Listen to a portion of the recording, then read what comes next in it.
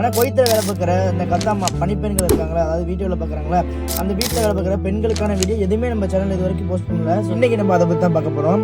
Maximum கத்தாமை ஆளுங்களுக்கு starting சம்பளம் எவ்வளோ இருக்குது அப்படின்னா 120 கிடி, நம்ம ஊர் காசுக்கு 30,000 சுற்றம் மதிப்பு வரும். ஆளுங்க அப்படின்னா 150 கிடிலேருந்து 120 கிடி 200 கிடி வரைக்கும் வேலை பார்த்துட்டு ஒரு வீடை பொறுத்து இருக்குது. வீட்டில் வேலை பார்க்குற பெண்களுக்கு வந்து வீட்டில் அவங்க பிடிச்ச ட்ரெஸ் போட முடியாது, பிடிச்ச சாப்பிட முடியாது, நேரத்துக்கு தூங்க முடியாது, அவங்க என்ன எப்போ கேட்குறாங்களோ அதை சமைச்சு கொடுக்கணும். காலைல என்ன வேலை இருக்கும் அப்படின்னா காலைல 6 மணிக்கு எழுந்திருப்பாங்க. பிள்ளைங்க அந்த வீட்டில் ஸ்கூல் படிக்கிற பிள்ளைங்க இருந்துச்சுன்னா அவங்க சாப்பாடு செஞ்சு கொடுக்கணும், ஸ்கூல் கிளப்பி விடணும், ஸ்கூலில் போய் விட்டுட்டு திரும்பி அழைக்கிறப்பே அவங்க தான் கூட வரணும். இது இல்லாமல் வீட்டுக்கு வந்து பார்த்தீங்க அப்படின்னா வீட்டில் துணி துவைக்கிற வேலை இருக்கும், வீடு அதை கழுவி விடுற வேலை இருக்கும்.